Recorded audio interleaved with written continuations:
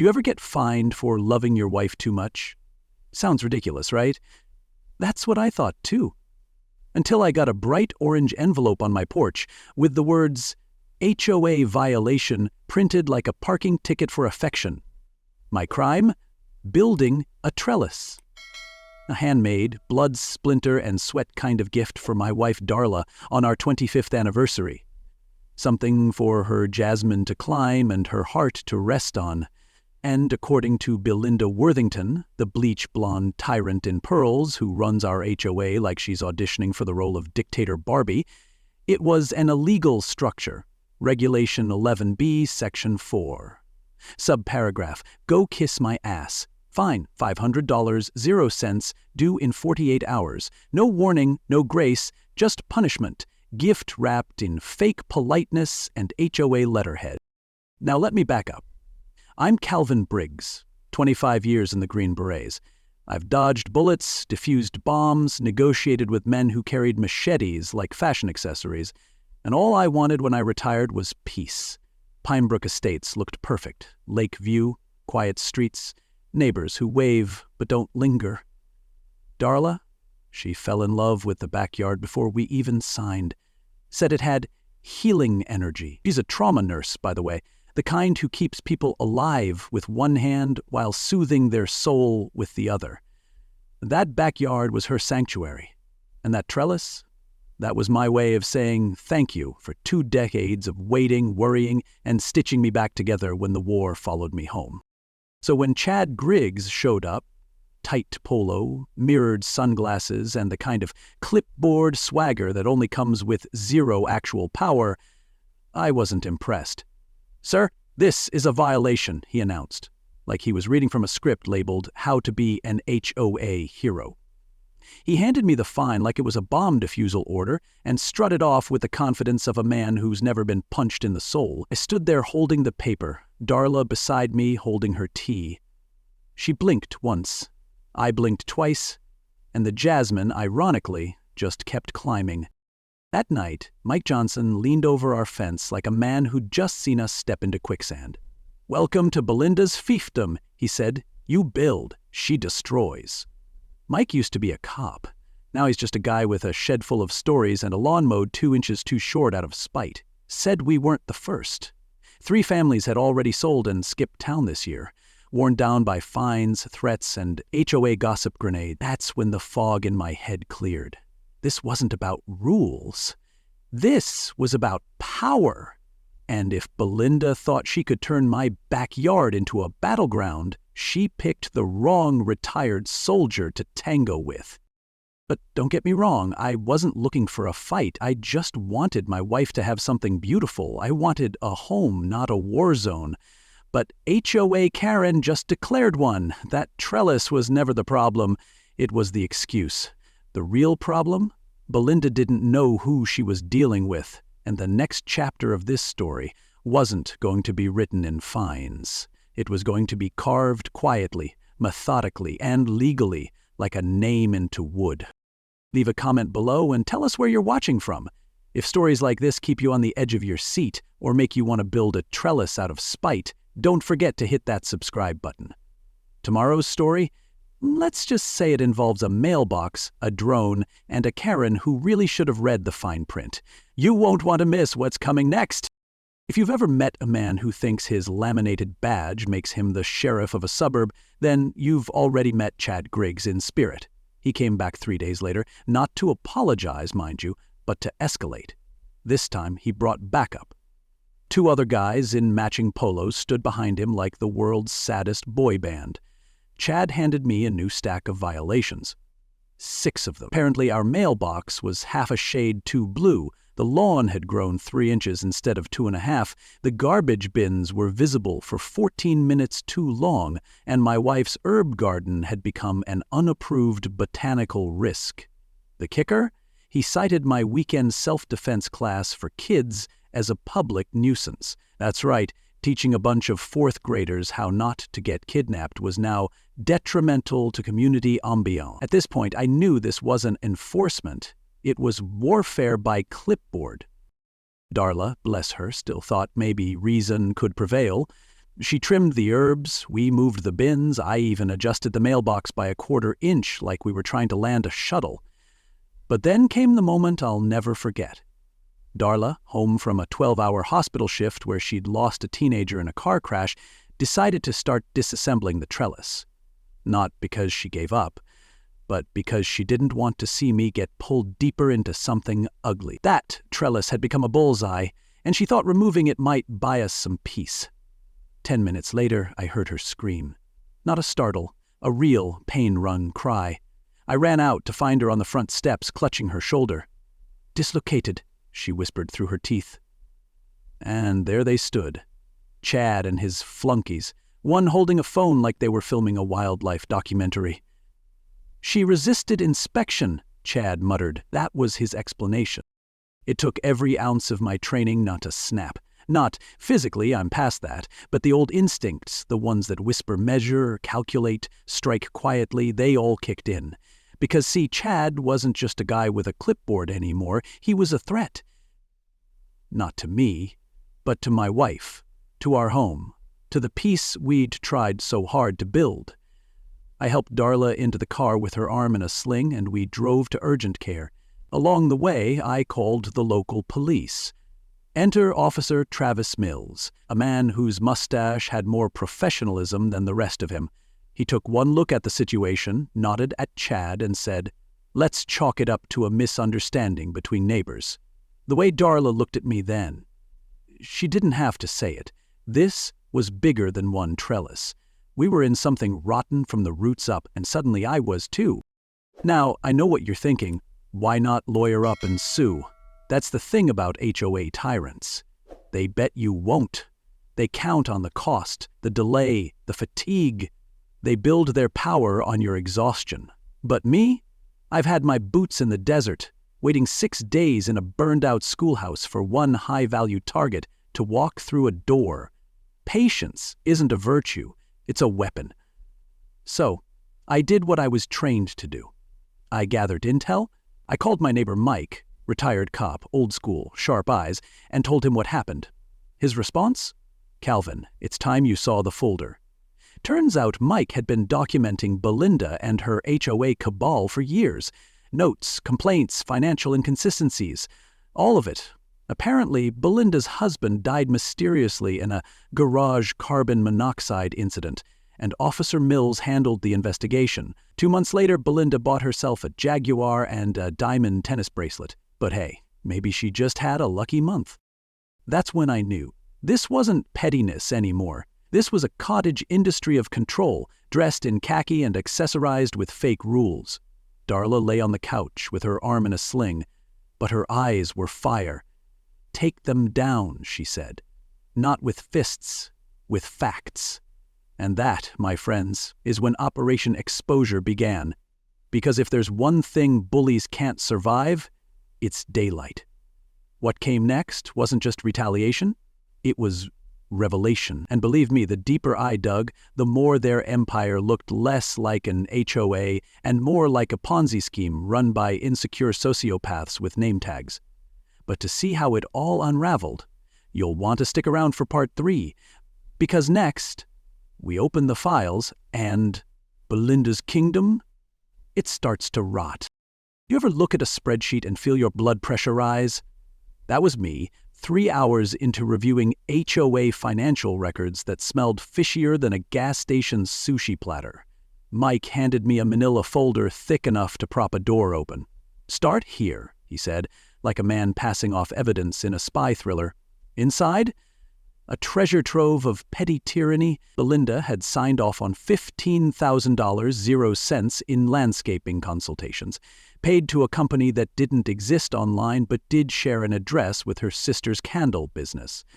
Another $25,000, 0 cents, in security consulting, went to a one-man LLC run by Doug, the treasurer, who also happened to be her bridge partner and personal wine taster. And don't get me started on the $900, 0 cents a month for administrative morale packages. I'm pretty sure that was code for spa days and cheese boards. This wasn't an HOA. It was a heist with petty bylaws. So I brought in reinforcements. Alicia Red, former Army JAG officer turned consumer rights attorney and a woman who doesn't suffer fools quietly or legally, she owed Darla a favor after my wife stayed late one night in the ICU and saved Alicia's mother from post-surgical complications. I explained the situation. Alicia didn't blink. You want to dismantle a corrupt HOA using their own bylaws and finance reports? She asked. God, yes. I'm in. Now, the funny thing about rules, people like Belinda love to enforce them on others, but forget they apply to themselves too.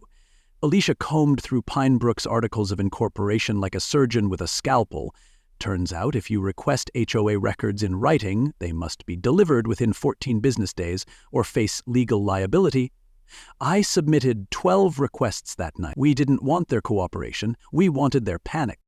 Meanwhile, Darla, sling and all, reached out to a few neighbors she'd quietly helped over the years. A retired teacher who'd been fined for installing a wheelchair ramp. A single mother whose daughter's adaptive swing set got flagged for structural imbalance. A Jewish family cited for excessive light fixtures during Hanukkah. Their stories echoed our own, only quieter, buried under shame and the fear of retaliation. That's what Belinda's HOA ruled, with silence. The threat of a fine, a lien, a whispered rumor about non-compliance. And now, that silence was cracking. One neighbor gave me a flash drive. He used to work in IT. On it, archived emails from Belinda's board account, unsecured, unfiltered.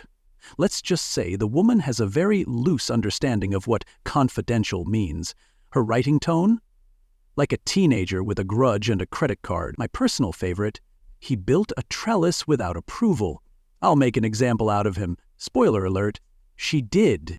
But I wasn't done. The real goal wasn't just to expose their fraud. It was to make sure they couldn't hide behind their usual tricks. So I set up a secure forum, anonymous logins, basic encryption, digital town square style.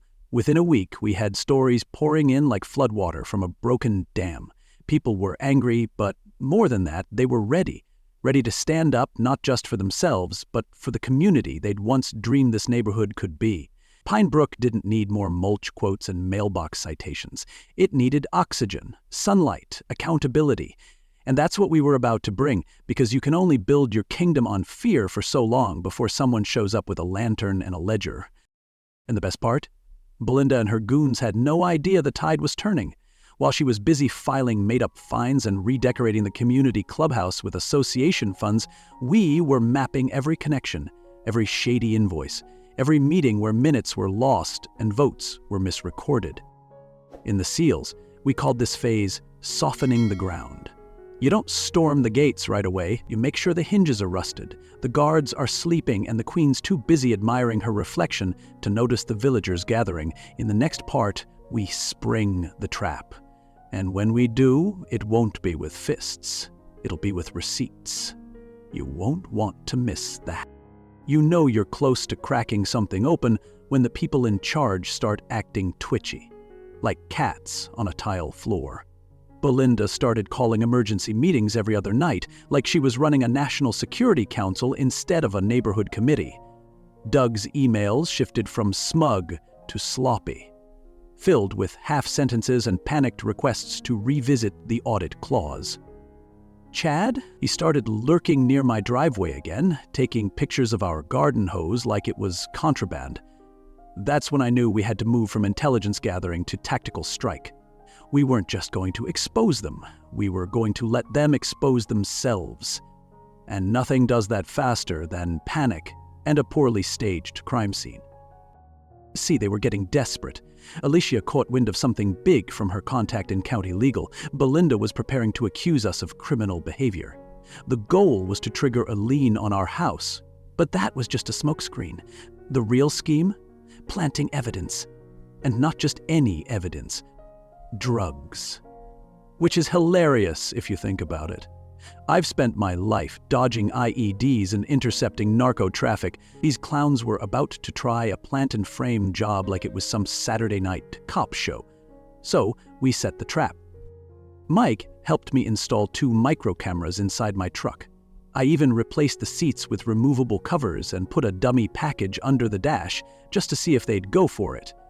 Turns out, they're as predictable as they are arrogant. At 2:17 a.m., the footage shows Officer Travis Mills creeping up like a raccoon in uniform. He opens the door, fumbles under the seat, and slides a small bag of white powder into place. Then he closes it. Gloves on, head down, classic amateur hour. He walks away without realizing my cameras caught every angle. Fast forward to 8 a.m., he's back.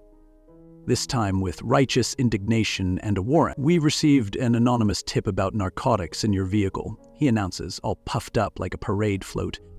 "Would you consent to a search?" I nodded politely. "Of course, officer. I've got nothing to hide." The look on his face when he found that package, pure gold. Because what he thought was cocaine, it was powdered sugar. From Darla's lemon bars.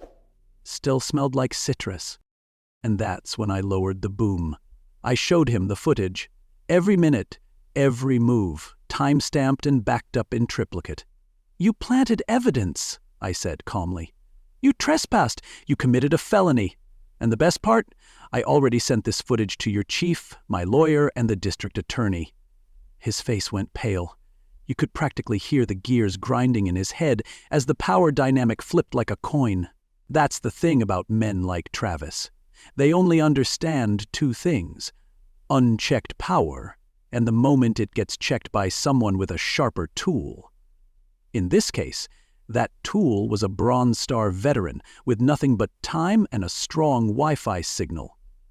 Belinda had finally overplayed her hand, and the cards were starting to fold.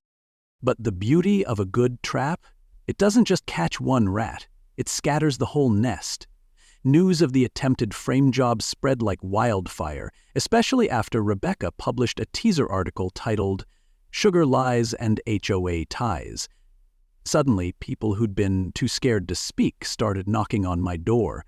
A widow on Elmwood who'd been fined for excessive wind chimes, a teacher who got a citation for hanging a pride flag. The cracks in Belinda's kingdom were becoming canyons. And in the next part, we light the match that brings her paper palace down. Because if there's one thing HOA tyrants hate more than sunlight, it's being caught on video, holding the lighter. You'll want to see what happens when the arrest begins. It's a strange thing watching a woman who once ruled a neighborhood with an iron clipboard try to disappear behind a pair of oversized sunglasses. That's exactly what Belinda did the morning after Rebecca's article dropped. Head down, scarf on, hurrying to her car, like the HOA board didn't just get front-page billing as the town's newest crime ring. The headline wasn't subtle either. The Trellis War, how a nurse's shoulder, a bag of sugar, and a Bronze Star took down a queen. You'd think it was satire if it weren't so thoroughly sourced. Every financial record, every anonymous tip, every clip of Chad sneaking around my property was now part of the public record. And for the first time, Belinda's fake pearls didn't match her real panic. The community she'd controlled with fines and fear was finally waking up. And it was angry. The next HOA meeting wasn't so much a gathering as it was a public reckoning. Over 100 residents showed up, some of them for the first time in years. They brought folding chairs, popcorn, and, in one case, a lawn gnome someone had been fined for. I came prepared, with color-coded binders and a flash drive full of footage. When Belinda opened the meeting with a pre-written speech about misinformation and outside agitators, I stood up and played the footage of Travis Mills planting the fake evidence. Dead silence. Then gasps. Then, slowly, applause, and not polite HOA-style clapping, but the kind you hear when a movie villain finally gets what's coming. The board tried to adjourn the meeting, but it was too late. The floor had been seized by common sense, and people weren't giving it back. And then came the best part, the arrests. You ever seen a woman try to act surprised while she's being cuffed with a warrant she knew was coming? Belinda's "What is the meaning of this?" was straight from community theater. Doug tried to slither out the back door, only to find Mike waiting with his phone camera already rolling. "Going somewhere, Doug?" he said with the kind of grin that makes grown men nervous. "Jed." He turned himself in early, hoping cooperation would shave time off his charges. Officer Mills was escorted out of the precinct by his own department, which you'd think would be humiliating, unless you're a man who clearly lost that feeling long ago. And just like that, the HOA went from ruling by fear to being ruled by court dates and indictments. But what came next wasn't just a collapse, it was a rebuilding. An emergency vote installed a new interim board, with Alicia Red as chair. HOA fees were slashed by 30% within a month after removing fraudulent expenses. That suspicious $15,000 0-cents landscaping contract? Gone. The ghost security firm? Exposed. And the clubhouse? It was opened up to all residents for real town halls. No RSVP required. Darla, now fully healed, returned to her herb garden, which the new board promptly declared a model for sustainable planting. The trellis I built, once a criminal offense, was now in the HOA newsletter, featured as an example of personalized landscape artistry. You can't make this stuff up. We went from being threats to being thanked. That's how fast things change, when people stop being afraid to read the fine print. Still, the victory wasn't just in courtrooms and community meetings. It was in conversations between neighbors who'd never spoken before, in holiday decorations that didn't get fined, in the old man down the street who finally brought his lawn chair out front without worrying about violations. Belinda built her kingdom on silence. We built our revolution on shared frustration, smart strategy, and a little powdered sugar. But if you think the story ends here, hang tight, because in the next part, we go beyond justice and into legacy. And I've got one final move that even Darla didn't see coming. 6 months after the last set of handcuffs clicked shut, Pinebrook Estates didn't just feel different. It breathed different. The air wasn't heavy with suspicion anymore. The lawns didn't look like military-grade carpet samples. Kids laughed out loud without worrying someone might file a noise complaint. And Darla's trellis? That thing bloomed like it knew it had been on trial and come out victorious. Neighbors who used to wave awkwardly from behind curtains now stood in each other's driveways, trading gardening tips and casserole dishes. The HOA office, once a symbol of control, had been converted into a community center with a bulletin board that didn't threaten anyone. It was as if we'd fumigated the fear and found a neighborhood underneath. But as I looked around, I realized something. People weren't just happier. They were braver, and that meant everything. I didn't take a seat on the new board, despite the nominations. I've done enough command time in this life. But I did start teaching monthly seminars. Civic self-defense, I called it. How to read bylaws, how to file public records requests, how to push back without making yourself a target. Darla returned to nursing full-time, but she also began speaking at local health forums, talking about the link between authoritarian stress and chronic illness. Turns out, the body doesn't like living under constant threat, whether it's in a war zone or a gated suburb. And Chad, surprisingly, didn't vanish. After completing his community service, he started volunteering at the new center. Said he was tired of being the guy who knocked people down and wanted to learn how to help them stand up instead. Funny what a little truth serum and a second chance can do. The local news loved the transformation. From Trellis to Triumph was one headline. Another read, Bronze Star Veteran Outsmarts HOA Mafia. Bit dramatic, but not entirely inaccurate. What mattered more was what came next.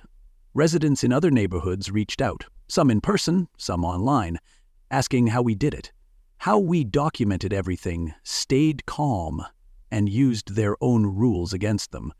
I started packaging the methods, like field tactics, but for regular folks. 'Cause, let's face it, most people don't want to fight. They just want peace, without having to ask for permission to put up a bird feeder. But the price of that peace, I learned, isn't passivity, it's vigilance. What I called the porch light doctrine. Don't let the light go out. Not on truth, not on each other, 1 year after Belinda's downfall, Pinebrook held its first real community celebration. Not a stiff HOA-mandated spring fling, but a genuine block party. Kids with sidewalk chalk, potluck tables, live music played badly by someone's cousin. There were no citations issued, no whispered critiques about lawn edging. Just life, lived. Darla stood under the trellis, now tangled with flowering jasmine and hummingbirds. I brought her a glass of iced tea, and for a moment we just stood there, watching. "You think it'll last?" she asked. "Only if we make it," I said. And I meant it. Because communities, like marriages, aren't built on perfect conditions. They're built on how you handle the weeds, the storms, and the neighbors who think rules were made to control, not protect. As I sat back in my chair and watched the sun dip low behind the lake, I realized something. I didn't fight back because I was angry. I fought back because I believed we deserved better. And because one woman planted roses while another planted fear, and only one of those things could actually grow. The war over the trellis wasn't about wood and nails. It was about dignity. About drawing a quiet, unshakable line. And if someone ever asks me what it cost, I'll point to the laughter in my yard, the pride in my wife's eyes, and the porch light that still shines at night. Because some battles choose you, and when they do, you either bend or you build. And that's how a trellis, a simple frame for climbing flowers, became the line in the sand that toppled a kingdom built on fear, ego, and HOA letterhead. Not with fists, not with lawsuits flying left and right, but with patience, documentation, and the quiet belief that ordinary people have the power to say, enough. This wasn't just about one neighborhood. This was about every place where silence has been mistaken for submission, where petty power has gone unchecked, and where good people have been told to sit down and stay quiet. We didn't just win back our yards. We won back our dignity. The real lesson? You don't need to be loud to be strong. You don't need to be violent to be victorious. And you sure as hell don't need permission to defend what's right. Whether you're a veteran, a nurse, a retired teacher, or a single parent just trying to make it through the month, your voice matters. When used with clarity and purpose, it can uproot even the most deeply buried corruption. That's what this story was about. Not revenge, but restoration. Not chaos, but community. And if one trellis can start that kind of change, imagine what else we could build together. So if this story meant something to you, if you saw a piece of your own life tucked between the lines, drop a comment below and tell us. Tell us where you're watching from, what battles you've faced, and what small victories made you proud. Like this video if you believe standing up to power can still be done with grace. And hit that subscribe button, because this isn't the last story of courage we're telling. There are more battles, more underdogs, and more poetic justice waiting just around the corner. And who knows, the next one might just start with a fence, a flower, or a rule too ridiculous to ignore. Stay with us, the revolution is just getting started. If you've ever been bullied by a small organization with a big rule, this story is for you. Leave a comment below. Does your HOA behave like Pinebrook? Don't forget to like if you believe that sometimes ordinary people can rewrite the rules. And subscribe now, because the next stories will make you believe that justice never goes out of style.